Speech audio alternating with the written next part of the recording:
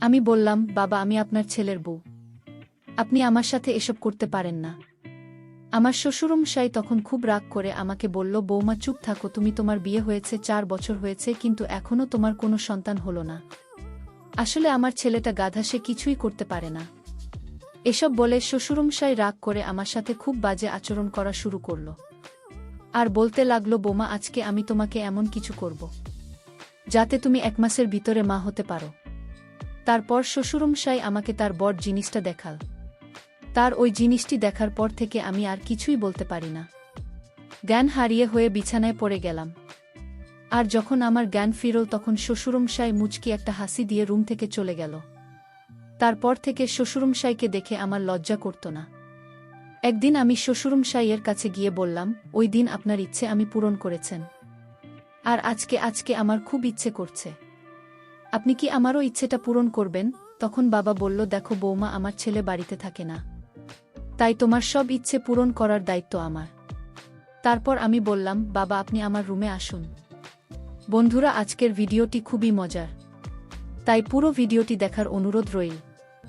তবে গল্পটি শোনার পূর্বে তোমাদের আছে আমার ছোট একটা অনুরোধ, দয়া করে আমার চ্যানেলটি সাবস্ক্রাইব করে পাশেই থাকবে। হ্যালো বন্ধুরা, আমি সামিরা জাহান জুই। পরিবারের সবাই আমাকে জুই নামে ডাকে। আমার গ্রামের বাড়ি সিরাজগঞ্জ।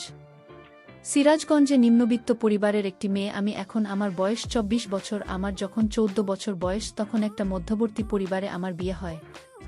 আমার স্বামীর সংসারে আমি সহ মাত্র 3 জন সদস্য। আমি, আমার স্বামী নাইম এবং আমার শ্বশুর আব্বা। আমরা থাকতাম সিরাজগঞ্জে। আমার স্বামী ঢাকায় একটি বেসরকারি কোম্পানিতে চাকরি করত। আর এদিকে আমার শাশুড়ি মারা গেছে, গত 4 বছর হয়েছে। আমার শাশুড়ি মারা যাওয়ার পর আমার শ্বশুর আর কোনো বিয়ে করেনি, যদিও তাকে দেখে এখনও 25 বছরের যুবকের মতো মনে হয়। আমার শ্বশুর বাড়িতে থাকত, আর আমার স্বামীর চাকরির জন্য ঢাকায় থাকত। আসলে আমার স্বামী আমাকে বিয়ে করছে এই জন্যই, কারণ আমার শ্বশুর বাড়িতে একা একা থাকত। তার খাবার দাবার আর দেখাশোনার জন্যই মূলত আমার স্বামী আমাকে বিয়ে করেছে। আমার স্বামী বিয়ের 6 দিন পরে ঢাকায় চলে যায়। চাকরিস্থলে বাড়িতে শুধু আমি আর আমার শ্বশুর থাকতাম। আমার স্বামী ঢাকা যাওয়ার পর থেকে আমার শ্বশুর আমার দিকে কেমন করে যেন তাকিয়ে থাকে। তার এভাবে তাকিয়ে থাকতে দেখে আমি কিছু মনে করতাম না, কারণ আমি ভাবতাম, শ্বশুর মানেই তো আমার বাবা, সে তো আমার বাবা তুল। বিয়ের 1 মাস পর আমার স্বামী ঢাকা থেকে বাড়িতে আসলো। আমার স্বামী আমার জন্য অনেক কিছু নিয়ে আসো ঢাকা থেকে। আমার স্বামীর এসব কিছু দেখে আমার সত্যিই অনেক আনন্দ হয়েছিল। সেদিন রাতে আমার স্বামীর সাথে অনেক কিছু হয়েছিল। আমার স্বামী আমাকে অনেক মজা দিয়েছিল। আমার স্বামী দেখতে খুব সুন্দর, অনেক হ্যান্ডসাম ছিল। আমার স্বামীর উচ্চতা প্রায় 6 ফুটের কাছাকাছি ছিল। অনেক শক্তিশালী আর সুদর্শন পুরুষ ছিল।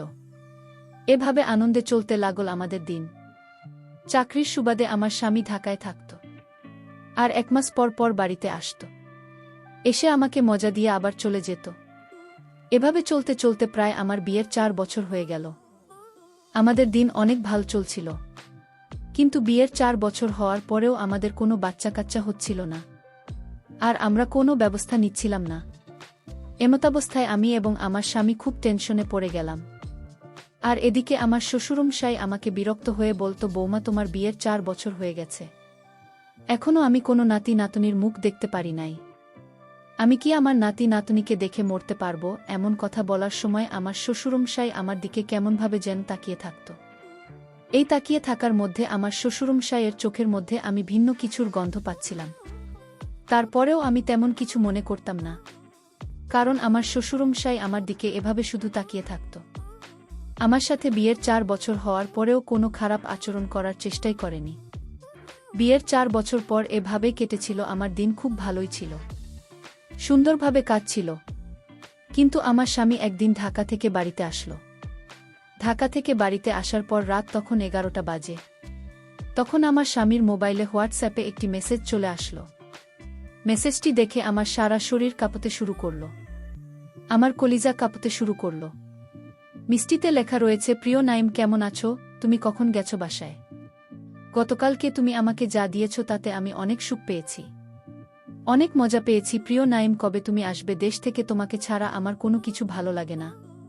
তবে আমি তোমার সন্তানের মা হব। আর আমাকে ছাড়া তুমি একা একা থাকবেই বা কি করে? তোমার কি কষ্ট হবে না? মেসেজ পড়ে আমার কাছে মনে হলো যেন আমার মাথার উপরে আসমান ভেঙে পড়ে গিয়েছে। পায়ের নিচে থেকে মাটি সরে গিয়েছে। সমস্ত শরীর একেবারে নিস্তব্ধ হয়ে গেছে। আটকে দিয়েছে জীবনের ধারা আর থমকে গিয়েছে জীবন। মনে হচ্ছিল দম বন্ধ হয়ে আসছিল। ঠিক এই মুহূর্তে কি করব বুঝতে পারিনি। একটু খেয়াল করে মেসেজের উপরের অংশে গেলাম। উপরের অংশে যাওয়ার পর যা দেখতে পেলাম তাতে আমার আরও আতঙ্ক সৃষ্টি হয়ে গেল। উপরের অংশে লেখা ছিল, প্রিয় সুমি, আমি বিয়ে করেছি, প্রায় 4 বছর হয়েছে, কিন্তু আমার কোনো সন্তান হয়নি। আমার একটি সন্তানের খুবই প্রয়োজন। আমি বাবা ডাক শোনার জন্য পাগল হয়ে আছি। ইতিমধ্যে আমার বুকে অনেক ডাক্তার দেখিয়েছি, কিন্তু তাতে কোনো লাভ হয়নি। আমি নিজেও ডাক্তার দেখিয়েছি, কিন্তু ডাক্তারবাবু বলছে আমার কোনো সমস্যা নাই। যত সমস্যা আমার বউয়ের। আমি আগে বিয়ে করেছি তা জানার পরেও তুমি কি আমাকে বিয়ে করবে? আমাকে কি তুমি একটা সন্তান উপহার দিতে পারবে? সুমি বলেছিল তুমি বিয়ে করেছ, তাতে আমার কোনো সমস্যা নেই। আমি তোমাকে বিয়ে করতে রাজি। আমি তোমাকে তোমার এবং আমার বর্ষের মাধ্যমে আসা কয়েকটি সন্তান জন্ম দিতে পারব। স্বামীর মোবাইলে হোয়াটসঅ্যাপে এরকম কথোপকথন দেখে আমার রীতিমতো মাথা ঘুরে গেল। কি করব বুঝতে পারছি না। আমি কিছুই বুঝতে পারছিলাম না। ভেবে কিছু পাচ্ছিলাম না যে কি করা যায়। এমন অবস্থায় আমার তো সন্তান হয় না। সেটা একমাত্র আল্লাহ পাকের ইচ্ছে হয়। আল্লাহ চাইলে সন্তান দিতেও পারে, আবার চাইলে নাও দিতে পারে, কিন্তু এই কারণে তো আমার সংসার ভেঙে যাচ্ছে। আমার স্বামী আমার উপর সতীনে বসাচ্ছি। আরেকটি বিয়ে করে আমার স্বামীর মধ্যে একটি ভাগ তৈরি করছে। এটা দুনিয়ার কোনো মেয়ে সহ্য করতে পারবে না, বিশেষ করে আমার মতো বাঙালি মেয়ে। আমার স্বামীর মোবাইলে এরকম কথোপকথন দেখে আমি মোবাইলটা আস্তে আস্তে রেখে তারপর কাঁদতে কাঁদতে 2 চোখ ভিজিয়ে ফেললাম। আর এদিকে আমার স্বামী খুব আরাম করে ঘুমাচ্ছিল। ইদানিং লক্ষ্য করলাম আমার স্বামী আমার প্রতি খুব একটা বেশি টান থাকবেই বা কি করে, কারণ সে তো অন্য কারো কাছ থেকে যা কিছু পাওয়ার সবই পাচ্ছে। সারা রাত ঘুম নেই, 2 চোখের পাতা এক করতে পারলাম না। সকালে উঠে ফজরের নামাজ পড়লাম আর আল্লাহর কাছে কান্নাকাটি করলাম যে, হে আল্লাহ, আমার স্বামীকে তুমি সঠিক পথে ফিরিয়ে আনো। তুমি আমার কাছ থেকে সব কিছু কেড়ে নিয়ে যাও, তবু আমার স্বামীর ভাগটা কেড়ে নিও না। আমি আমার স্বামীর ভাগটা কাউকে দিতে পারবো না। এভাবে আমার স্বামী ঢাকা থেকে বাড়ি এসে 2 দিন থাকার পর আবার ঢাকায় চলে গেল। মনের দুঃখে তাকে কিছু বলতে পারি নাই। আমার স্বামী চলে যাওয়ার পর আমি নীরবে একা একা শুধু কাঁদতে থাকি। আমার চোখে জল পড়ে। একদিন শ্বশুরমশাই আমাকে এসে কান্নারত অবস্থায় দেখে ফেলে। তারপর শ্বশুরমশাই আমাকে বলল, বোমা, কি হয়েছে তোমার? তুমি কাঁদছো কেন? আমি বললাম, কিছু না বাবা। তারপরেও আমার শ্বশুরমশাই আমাকে বলল, বৌমা, তুমি আমার কাছে মনে হচ্ছে কোনো কিছু লুকাচ্ছে। আমি বললাম, না বাবা, আমি কাঁদছি। হঠাৎ করে আমার বাবা মায়ের কথা মনে পড়েছে তো তাই কান্না করছি। তারপর আমার শ্বশুর আমার মাথায় হাত রেখে সান্ত্বনা দেওয়ার চেষ্টা করছে। কিন্তু আমার শ্বশুরমশাই যখন আমাকে ধরে সান্ত্বনা দেওয়ার চেষ্টা করছে তখন বিভিন্নভাবে আমার প্রতি বাজে ইঙ্গিত করছে, যা আমার কাছে খুব খারাপ লাগছে। কিন্তু তারপরেও সে তো আমাকে এই মুহূর্তে সান্ত্বনা দিচ্ছে, যে কারণে শত বাজে ইঙ্গিত পাওয়ার পরেও আমার কাছে খুব ভাল লাগছিল। এভাবে আমার শ্বশুরমশাই আমাকে অনেকক্ষণ ধরে সান্ত্বনা দিল আর মাথায় বুলিয়ে দিতে লাগল। তখন আমি কিছুটা দুর্বল হয়ে গেলাম। দুর্বল হয়ে তার ছেলের সমস্ত বিষয় শ্বশুরমশাইকে খুলে বললাম। শ্বশুর মশাই এসব কথা শুনে আমাকে বলল, বল কি বোমা, তুমি এসব বিষয়ে আমাকে আগে বলবে না? আমি বললাম, বাবা, আমি তো আপনার ছেলেকে কখনো বিশ্বাস করতাম না। আপনার ছেলেকে অনেক বিশ্বাস করতাম, কিন্তু আপনার ছেলে যে এরকম একটা কাজ করবে তা আমি কখনো কল্পনাও করতে পারিনি।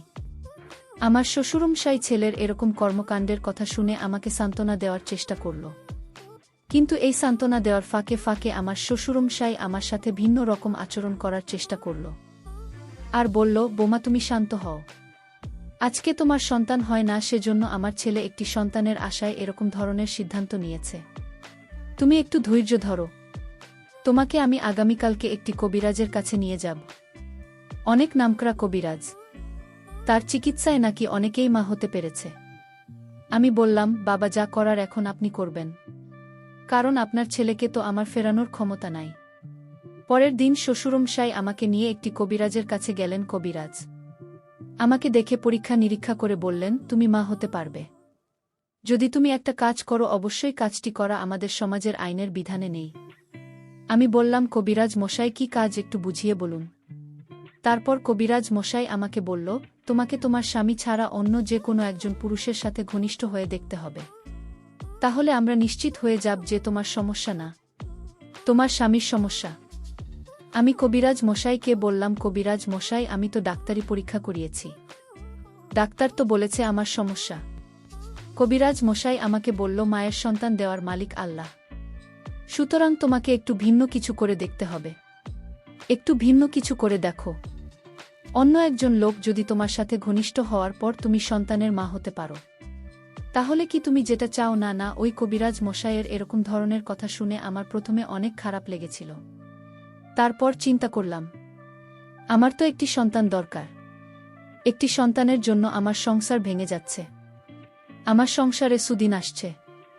কিছুক্ষণের জন্য একবারে নীরব নিস্তব্ধ হয়ে গেলাম। তারপর কবিরাজ মশাইকে বললাম, কবিরাজ মশাই, আমার তো সে রকম কেউ নেই যে আমার সাথে স্বামীর মতো ঘনিষ্ঠ হতে পারবে। তারপর কবিরাজ মশাই বলল, তাহলে আমি যদি তোমাকে এরকম ধরনের একজন লোক বের করে দেই, তাহলে কি তুমি তার সাথে ঘনিষ্ঠ হবে? আমি বললাম, যদি কবিরাজ মশাই, আমি ঘনিষ্ঠ হব। তারপর কবিরাজ মশাই আমাকে এমন একজন লোককে দেখিয়ে দিল, যা দেখে সত্যিকার অর্থে আমার মাথা ঘুরে গেল। অর্থাৎ কবিরাজ মশাই আমার শ্বশুরমশাইয়ের দিকে ইশারা করে বলল, শোনো বৌমা, এই যে তোমার পাশে বসা তোমার শ্বশুরমশাই, তোমাকে সন্তানদের জন্য সে যথেষ্ট। তুমি হয়তো তোমার শ্বশুরমশাইকে খুব ভালো করে চেনো না। তোমার শ্বশুরমশাই আমার ভালো একজন বন্ধু।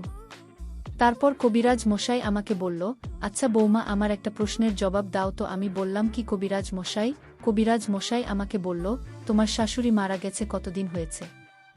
আমি বললাম, 4 বছরের বেশি। তারপর কবিরাজ মশাই আমাকে বলল, পুরুষ মানুষ তো 50 বছরের বুড়ো হয়ে যায়নি। একজন 50 বছরের লোক, 4 বছর হয়েছে তার স্ত্রী মারা গেছে, সে কিভাবে একা একা থাকে? আমাকে প্রশ্নের জবাবটা দিতে পারবে? আমি বললাম, না কবিরাজ মশাই। তাহলে শুনব মা, তোমাকে আজকে একটা গোপন কথা বলি। তোমার শ্বশুরমশাই আমার বন্ধু মানুষ, তাই আমার এখানে নিয়মিত আসা যাওয়া করত, এবং যদি কোনো মহিলার সন্তান না হতো তাহলে সেক্ষেত্রে আমি তোমার শ্বশুরমশাইকে কাজে লাগাতাম। তুমি আর একটি বিষয় জানলে অবাক হবে যে এ পর্যন্ত 20 জন মহিলাকে তোমার শ্বশুর দ্বারা সুফল পেয়েছে। তুমি তো তার ছেলের বউ, তোমাকে তো আর তোমার শ্বশুরমশাই সব কিছু বলতে পারে না। এখন তুমি যদি রাজি থাকো তাহলে তোমার সাথে তোমার শ্বশুরমশাই ঘনিষ্ঠ হবে, আর এতে আশা করা যায় তুমি সুফল পাবে। কবিরাজ মশাইয়ের কাছ থেকে এরকম ধরনের কথা শুনে আমি প্রথমে কিছুটা অবাক হয়ে গেলাম, তারপর অবশেষে রাজি হয়ে যায়।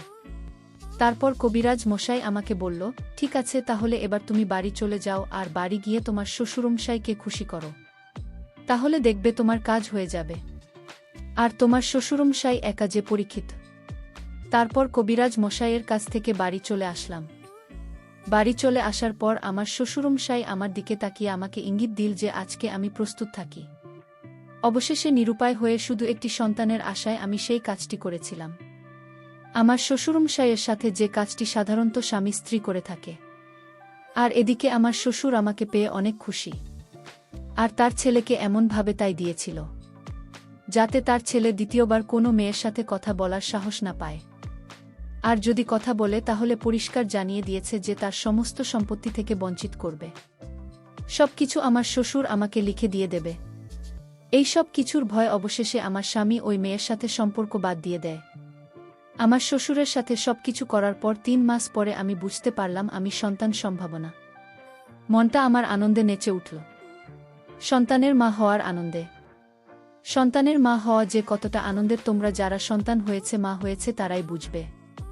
অবশেষে 10 মাস পর আমার কোল জুড়ে একটি পুত্র সন্তান এল। সারা বাড়ি আলোকিত করে ফেলেছে। আমার পুত্র সন্তানের খবর পেয়ে আমার আত্মীয় স্বজন, স্বামী এবং শ্বশুর সহ সবাই খুশি। পোড়া প্রতিবেশী, আত্মীয় স্বজন সবাই বলতে লাগল, আমার সন্তান দেখতে একেবারে তার দাদার মতো হয়েছে। এই সত্য ঘটনা আজকে শুধু তোমাদের বললাম বন্ধুরা। এইভাবে আমি একটি, দুটি নয়, 4টি সন্তানের মা হয়েছিলাম। এখন আমি আমার স্বামী, সন্তান এবং শ্বশুরকে নিয়ে অনেক ভালো আছি, সুখে আছি। বন্ধুরা, আমি তোমাদেরকে বলব, সন্তানদের মালিক কেবলমাত্র আল্লাহ পাকের। কিন্তু এই সন্তানের জন্য যখন কোনো স্বামী স্ত্রীর প্রতি অন্যায় অবিচার করে, তখন স্ত্রীর অবস্থা খুব খারাপ হয়ে যায়। বাধ্যতামূলক হয়ে সে ভিন্ন কিছু খোঁজার চেষ্টা করে সংস্থা টিকার জন্য। সে তখন বেপরোয়া হয়ে পড়ে। তখন সে মানসম্মানের ভয় করে না।